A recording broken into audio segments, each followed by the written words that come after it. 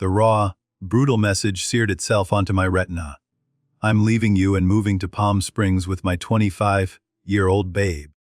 I'm taking all our money with me. It hit my phone at 3 a.m. local time, deep in the pre-dawn heat of the Persian Gulf. A mere whisper after I'd wrestled myself free from the grime and exhaustion of a 14-hour shift on the rig. My name is Miles Harrington, and I am 52 years old. 27 of those years spent navigating the labyrinthine decks and treacherous heights of oil platforms, scattered across the world's most unforgiving oceans. My hands still slick with the tail sheen of crude oil and hydraulic fluid, trembled imperceptibly as I unlocked the screen and saw Krista's name, Krista, my wife of 18 years. I stared, transfixed, as a second message popped into existence. A chillingly precise screenshot of our joint account balance, a stark, mocking 0-2, where $142,000 should have resided. And then, the final, infuriating flourish, a small, red kiss emoji, as if this grand act of betrayal were some kind of mischievous prank. There was no theatrical rage, no phone hurled against the grimy bulkhead, no fist connecting with the thin metal wall of my cramped quarters. I simply sat on my bunk, the springs groaning faintly beneath my weight, sharing the stifling space with two other riggers whose heavy breathing filled the oppressive silence. My fingers, still greasy, moved with a detached precision as I typed out my reply. Sure, good luck. Then, I switched off the phone, plunging the small screen into darkness, and pushed myself up to take a shower. The lukewarm, recycled water doing little to wash away the sudden, internal chill. The next morning, the subtle shift in my routine was enough to alert the crew. I bypassed the cacophony of the mess hall, skipping the usual greasy breakfast and heading straight to the drill floor. Jackson, my second in command, a man whose instincts were as sharp as his wit, kept darting glances my way during our pre-shift safety checks. He was a veteran, though, and knew the unspoken rules of the rig. Personal problems remained fiercely personal. We were a floating metal city, a self-contained ecosystem of risk and reward, with 16 lives and countless millions in equipment, depending on us to maintain its precarious balance and operational integrity. There was no room for emotional turbulence. Lunch break offered a brief reprieve, or so I hoped. I opened my personal email, a morbid curiosity overriding my usual stoicism. Krista, ever efficient, had already filed for divorce. The grounds were laid out with an audacious audacity that stunned me. I had abandoned the marriage by working overseas. Excessively, she had retained a lawyer named Bradley, whose online profile boasted a specialization in high-asset divorces. They were demanding spousal support, citing my excessive income as justification. As if to twist the knife, a final, venomous sentence informed me that her emotional support partner was now living in our house in Odessa. I closed my laptop with a quiet click, the lid falling with an air of finality, and walked back to the unforgiving grind of the drill floor, the weight of the betrayal settling into my bones, a cold, hard knot. I mentioned nothing, not a single word, to anyone. That night, the rig's generators hummed a monotonous lullaby of industrial power. I sat at the small, fold-down table in my cabin and composed a single email. Not to Krista, not to her opportunistic lawyer, but to my cousin, Brendan. He was an accountant in Houston, a man whose meticulous mind and unwavering loyalty had been tested many times over the years. Time to activate Protocol Winter. I wrote. That phrase, a private code we'd established years ago, after a mutual friend's disastrous divorce, required no further explanation. 3 minutes later, the screen flickered with his immediate reply. Already on it. Don't respond to anything until you're stateside. I had 2 more weeks left on this rotation, 2 more weeks of 12-hour shifts under a relentless 110-degree sun. While the life I had so carefully constructed, the life I believed was waiting for me, dissolved back home. The guys I knew, would have understood if I'd asked for emergency leave. They would have rallied, covered my shifts, offered their gruff, well-meaning support. But what would that accomplish? To return to a house stripped bare, to a bank account emptied, to a ghost of a marriage. Better, I decided, to finish the job, to earn every last cent of that paycheck. It was the only thing I had control over. That evening, as I was turning in Vincent, the rig supervisor, a man whose face was a roadmap of 1,000 drilling operations, stopped by my quarters. His eyes, though tired, held a sharp, knowing glint. "Everything stable?" he asked, his voice low, not just referring to the intricate dance of the drilling operation, but to the unspoken equilibrium of the men under his command. "Everything's under control," I replied, the words ringing with a deeper truth than he could ever comprehend. And it was. More than Krista, with her calculated machinations, would ever begin to understand. I had met Krista 19 years ago, not in some romantic, exotic locale, but at my buddy's fishing supply store in Odessa, Texas. She was 31 then, working the register, her quick wit and easy laugh making light of the city folks, who found the concept of catching bass inexplicably complicated.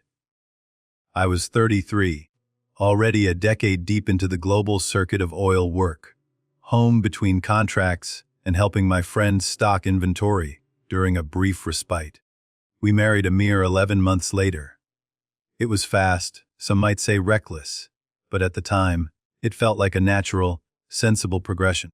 I'd already built a solid life for myself, owned my house outright, thanks to a serendipitous investment in a small oil producer that had been bought out for a tidy sum, and had a clear, lucrative career path laid out on the international rigs.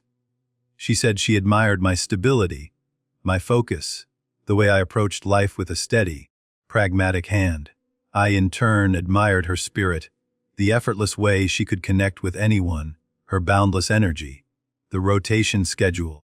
2 months on, 1 month off in those days, was always the elephant in the room, the perpetual challenge we faced.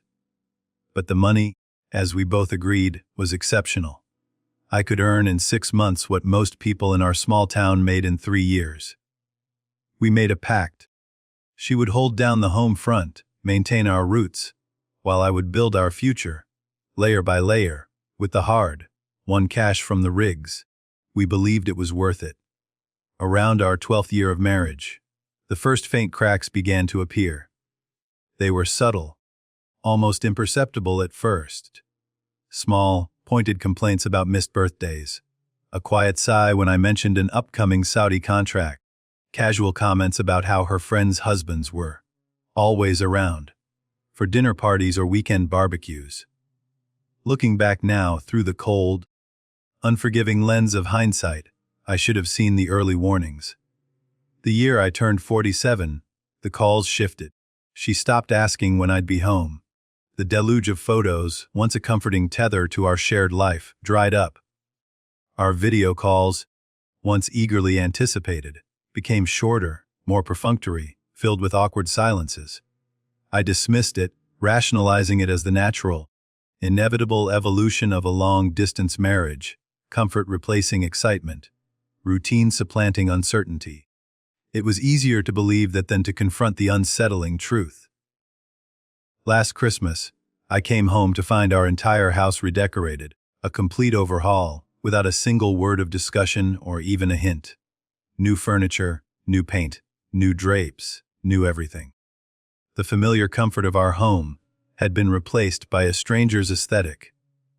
When I asked about it, my voice carefully neutral, she simply shrugged and said, I needed a change. I didn't press her. I didn't ask what kind of change she meant. The question, unasked, hung heavy in the air between us. 2 months ago, a different kind of alarm bell rang. I noticed a series of transfers from our joint account to one I didn't recognize. House repairs, she explained glibly when I inquired. The foundation needed work. I'd driven by the house just before leaving for this rotation, a quick, almost unconscious detour. There was no sign of construction, no scaffolding, no freshly turned earth. but there was a sleek, black Audi I'd never seen before, parked conspicuously in our driveway. 4 weeks ago, she stopped answering my calls altogether, sending only terse texts saying she was busy with a new project. I almost flew home then, a desperate, primal urge to reclaim what was mine. Instead, I convinced myself to trust, to believe in the 18 years we'd built, to suppress the growing dread. 3 days ago, the first definitive crack in her carefully constructed facade appeared. Harold, our elderly neighbor, a man of few words but sharp observations, sent me a photo. It was of a moving truck, a large, ominous white box, parked directly in front of our house. "Thought you should know," was all he wrote. I didn't reply. I just waited. Sometimes I've learned the best, most powerful thing a man can do is nothing at all. Sometimes the truth, left to its own devices, reveals itself in the most brutal, undeniable ways. I finished my shift the day after Krista's text, my body moving on autopilot, and headed back to my quarters. The satellite phone, usually a lifeline to a distant world, rang with an unusual urgency. It was Brendan. "You sitting down?" he asked, his voice devoid of his usual dry humor. "Just tell me," I replied, the words clipped, my jaw tight. He didn't sugarcoat it. He laid it all out. A meticulous ledger of betrayal. She's been planning this for at least 14 months. Regular transfers to a separate account under her maiden name. Started small, 2,000 here, 3,000 there. Then bigger amounts over the last 90 days. Total of $214,000 moved. Not just the 140. 2,000 from your joint account. The small room, already swaying gently with the rig's movements, seemed to tilt sideways for a moment. 214,000. That was significantly more than what showed in our joint savings. Far more than I had anticipated. "There's something else," Brendan continued, his voice dropping lower, a somber note creeping in. "She changed your beneficiary designations on the life insurance policy 6 months ago. And she took out a $40,000 home equity line of credit against the house. Forged your signature on that one." I sat on the edge of my bunk, the flimsy mattress offering little comfort, suddenly acutely aware of the deep, resonant hum of the rig's massive generators beneath me, vibrating through the steel floor. 18 years together, nearly 2 decades of shared life, of compromises and dreams and hard-won stability, and she had been methodically erasing me from it, piece by piece, for over a year. The quiet, insidious nature of the betrayal was almost more shocking than the act itself. "The guy?"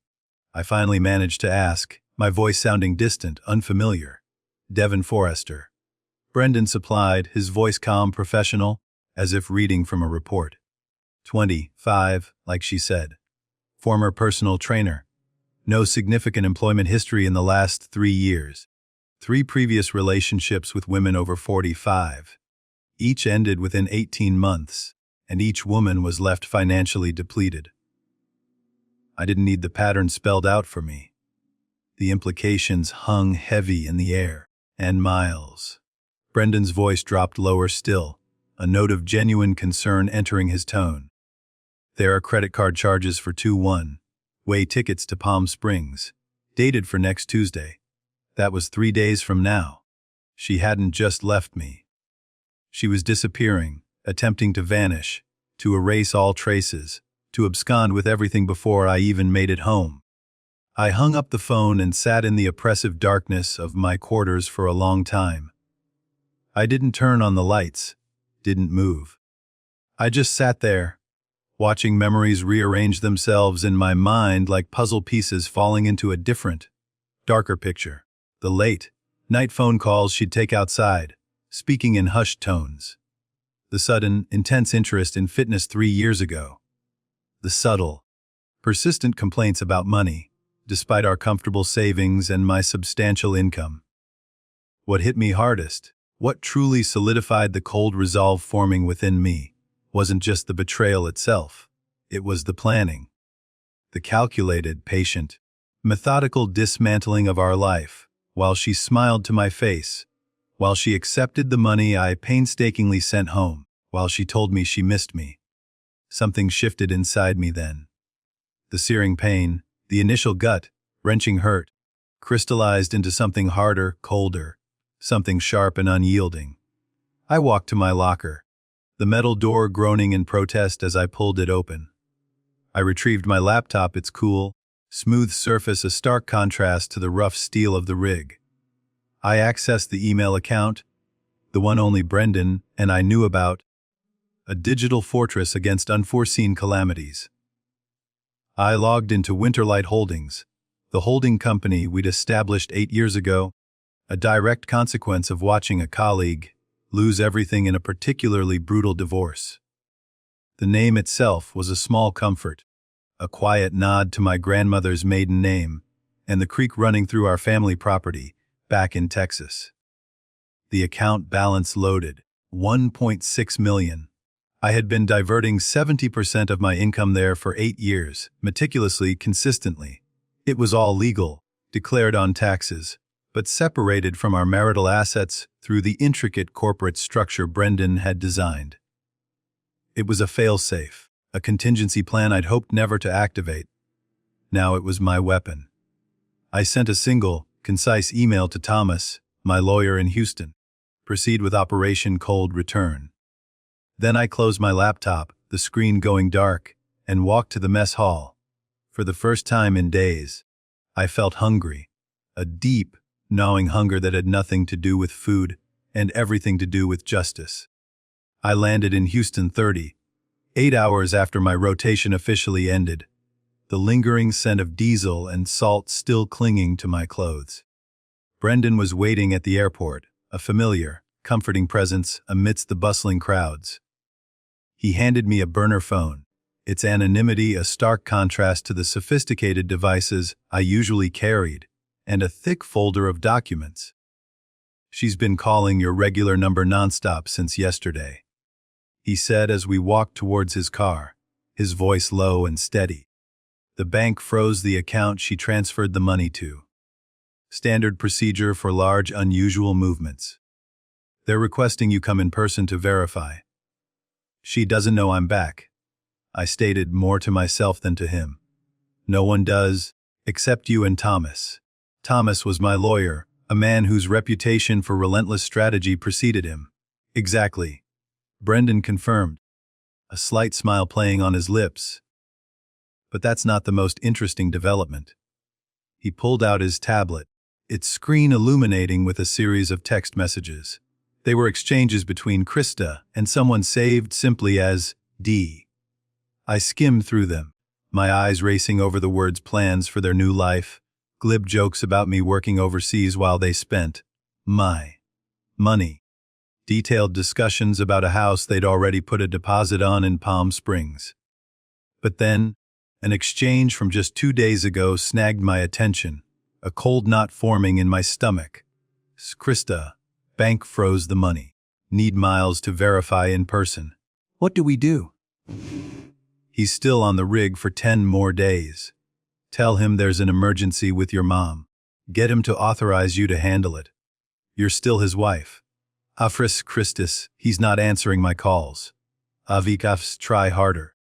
We need that money before the house closing next week. Or we need to look at Plan B. Cheers, Krista. I'm not comfortable with Plan B. It's just insurance money. He works a dangerous job for a reason. People have accidents all the time." I handed the tablet back to Brendan, my hand steady despite the sudden, chilling clarity of their intentions. "These are admissible?" I asked, my voice flat. "They're from the cloud backup of her phone." Brendan replied, his eyes meeting mine. "She used your Apple account credentials to set up her new phone last year. Never changed the password. Everything syncs to your cloud storage. She literally gave us all the evidence we needed." We drove straight to Thomas's office, a sleek, modern space that radiated quiet authority. He was already prepared. Divorce papers, a meticulously drafted criminal complaint for the forgery on the home equity loan, and an emergency motion to freeze all assets. There's a complication, Thomas said, his voice calm, once we were seated across his polished desk. She's filed a domestic violence claim against you yesterday. Says she left because of ongoing emotional abuse and financial control. Claims she was in fear for her safety. That's absurd, I said, a rare surge of pure incredulity. I've been 6,000 miles away for the past 7 weeks, on an oil rig. Doesn't matter. Thomas replied, unperturbed. It's a common tactic. To gain sympathy with the judge, to justify taking the money, and to get you out of the house. Her lawyer's pushing for an emergency hearing tomorrow morning to get a restraining order against you and exclusive use of the house. So she wants to ban me from my own property while her boyfriend lives there. The audacity was almost admirable. Thomas nodded. And there's more. The home equity loan she took out. She already spent it. Transferred it to an LLC registered to Devon Forrester 3 days after receiving it. I took a deep breath, marshaling my thoughts. Options. Counter file immediately. Thomas began ticking off points on his fingers. Fraud, forgery, alienation of affection. That's a civil claim we can pursue. Criminal conspiracy, based on those text messages. We request an emergency freeze on all her accounts and that LLC. He slid a document across the desk. And we file this. I looked down at the paper. Motion to dismiss domestic violence claim with evidence of perjury. What evidence? I asked, a sliver of hope piercing through the grim reality. Thomas smiled thinly, a sharp, knowing glint in his eyes. Your location data from your company's security badge shows you've been on that oil platform for 7 continuous weeks. Your passport entry and exit stamps confirm it. And I subpoenaed your phone records, showing all calls between you two for the past year. Nothing suggesting arguments or threats. He tapped the document. This, Mr. Harrington, is a complete and ironclad alibi. I signed where indicated, my hand steady. One more thing, Thomas said, his voice dropping slightly. We need you to appear surprised when she's served. She can't know you're back yet. For now, you're still officially at sea. I nodded. I can do that. It was a role I was prepared to play, a final act in a performance she had initiated. As I left Thomas's office, the city outside a blur of concrete and commerce, my burner phone buzzed with a text from Krista to my regular number. Please call me. It's an emergency. I need you. I didn't respond. The trap was set, but not by her.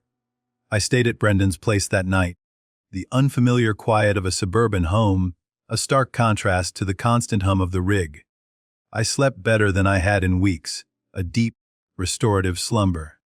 The next morning, fueled by Brendan's strong coffee, I logged into the security camera feed for our house in Odessa. It was a system I'd installed 3 years ago. A network of discrete cameras I maintained remotely, checking on things when I was away. Krista had either forgotten about it, or more likely, assumed I couldn't access it from overseas.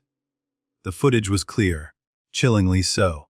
A young man, undoubtedly Devon Forrester, was lounging by the pool, our pool, sipping from a glass that looked suspiciously like one from my collection of rare whiskeys.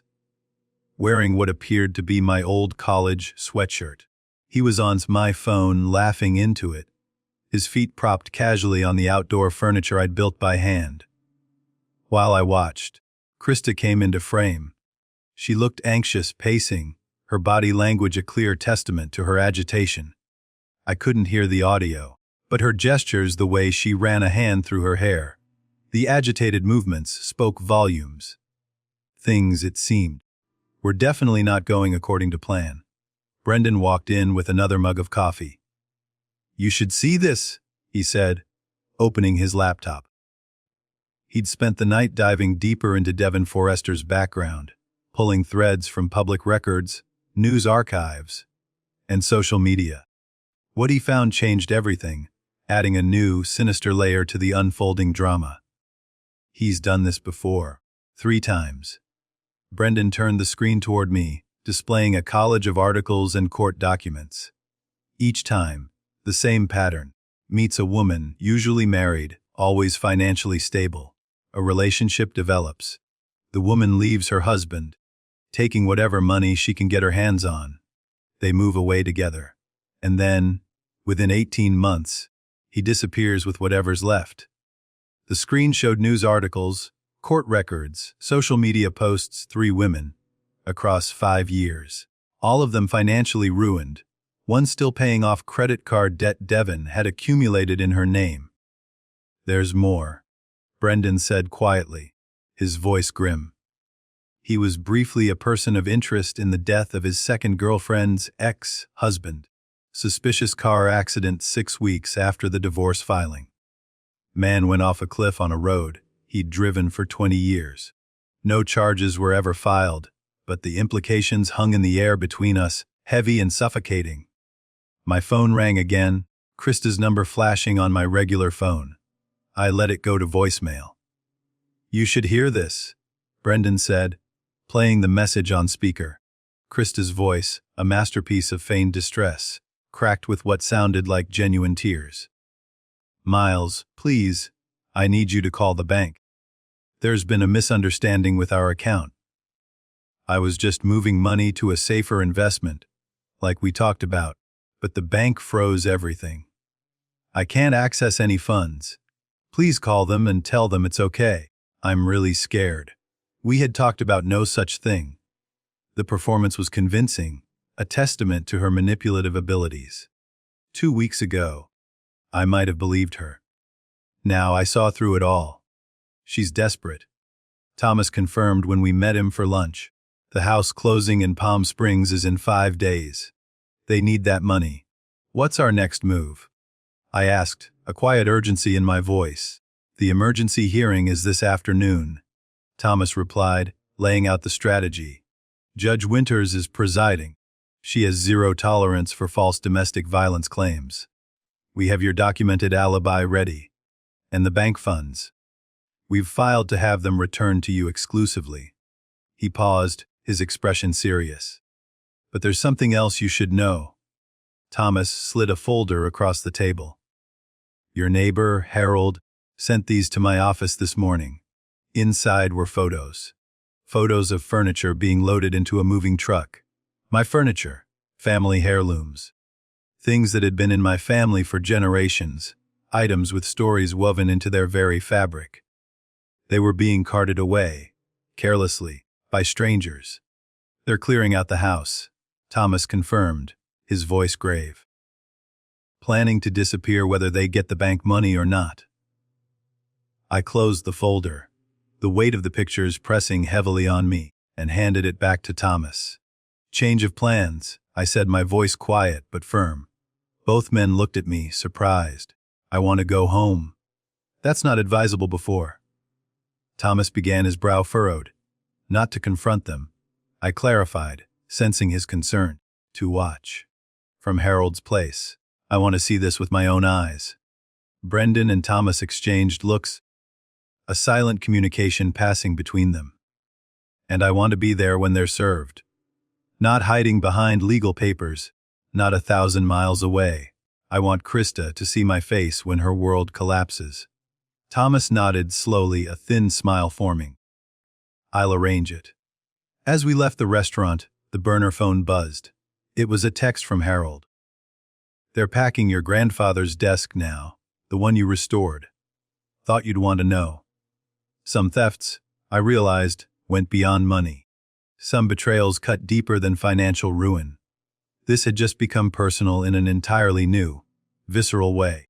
The 6-hour drive to Odessa gave me ample time to think, to let the cold fury simmer, to visualize the moment of truth.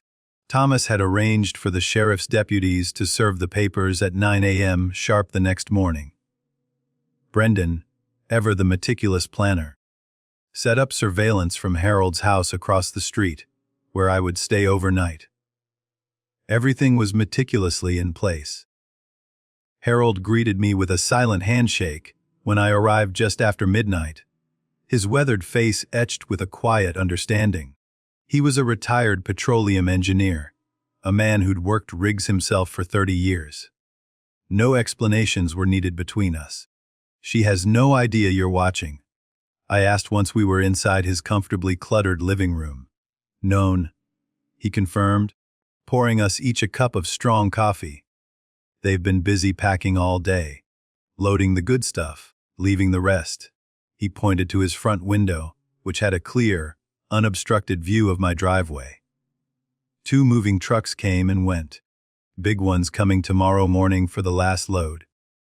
I nodded, processing the information, a knot of dread and anticipation tightening in my gut. "Anyone else been by?" "Some woman with a clipboard yesterday. Looked like a real estate agent." "That was unexpected. They're selling the house.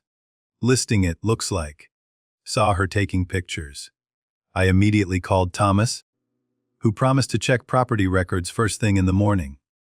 At 3 a.m., unable to sleep, I sat at Harold's kitchen table, the quiet hum of the refrigerator the only sound. I reviewed the documentation Brendan had prepared. Bank records showing Krista's systematic draining of our accounts. Phone records revealing hours of calls to Devon going back over a year. Credit card statements showing hotel charges in our own town on days she'd claimed to be visiting her sister. There was a cold, stark clarity in seeing the evidence laid out, each piece a damning indictment. Not just a momentary lapse, a flash of infidelity, but a calculated extraction, a deliberate, methodical dismantling of everything we'd built, piece by painful piece. By sunrise, Thomas's text had arrived, confirming the worst. Krista had listed our house with a real estate agency 2 days earlier. The asking price was 30% below market value, a clear indication it was priced for a quick sale. She'd forged my signature on the listing agreement. The audacity of it was breathtaking. At 8:30 a.m., I watched from Harold's kitchen window as Krista and Devon loaded the last few items into Devon's black Audi. Small valuables, easy to transport. My grandmother's silver picture frames. The antique watch my father had given me before he died. Items that held intangible value, memories that were now being desecrated. At 8:45 a.m., a large moving truck, even bigger than the ones Harold had described, pulled up to the curb. 3 burly men got out and approached the house. Right on schedule. At 8:55 a.m., an unmarked car parked directly behind the moving truck, effectively blocking it in. 2 sheriff's deputies emerged, followed by a woman in a business suit, a court officer Thomas had sent along with them. "It's time," I said to Harold, my voice low and steady. I walked across the street, the morning sun casting long shadows, as the deputies approached my front door. Krista answered, her expression shifting from irritation to confusion as the officers identified themselves. "Mrs. Harrington, we have paperwork to serve you and the gentleman on the premises." I stayed just out of sight, watching from the edge of the driveway, observing as the color drained from her face. She called for Devon, who appeared behind her, his arms sliding possessively around her waist, a picture of domestic bliss that was about to shatter. That's when I stepped into view. The look on Krista's face was one I'll never forget, shock giving way to fear, then a desperate, frantic calculation. Devon, blissfully unaware, just looked confused. "Miles," she whispered, her voice barely audible, a ghost of a sound. "You're supposed to be on the rig." "Surprise," I said quietly, a single word laden with years of unspoken resentment and newfound resolve. I nodded subtly to the deputies to proceed. They handed over the stack of documents, each paper a brick in the wall of consequences I had built around her. An emergency restraining order against both of them, a freezing of all their assets, a criminal complaint for forgery, a nullification of the home listing, and, finally, the notice of divorce proceedings, citing fraud and criminal conspiracy as the bedrock of my case. "You can't do this!" Devon spoke up, puffing out his chest, attempting to project an air of authority. "She's afraid of you!" "We have a domestic violence claim, dismissed this morning by Judge Winters." I interrupted, my voice cutting through his bluster. Hard to abuse someone from 6,000 miles away. Wouldn't you agree? His face went slack, the bravado evaporating like morning mist. The judge was particularly interested in the text messages discussing your Plan B, involving my insurance policy. Krista stepped forward, tears already forming in her eyes, a performance for which she should have won an award. Miles, this is all a misunderstanding. I was just saving our documents, I finished for her, gesturing with a sweep of my hand towards the half-packed house and the waiting moving truck. Protecting our assets by emptying our house. Planning our future by selling our home without telling me. She had no answer for that, no clever retort, no feigned tears left to shed. You have 30 minutes to remove personal items only, the court officer stated, her voice crisp and authoritative. Clothing and toiletries. Everything else stays, pending court inventory.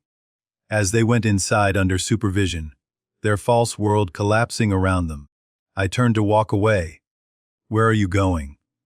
Krista called after me, her voice hoarse, a desperate, fading plea. I didn't look back. Home. The hearing took place 3 weeks later. I sat at one table with Thomas, a quiet fortress of legal expertise. Krista and her lawyer sat at another, their expressions grim.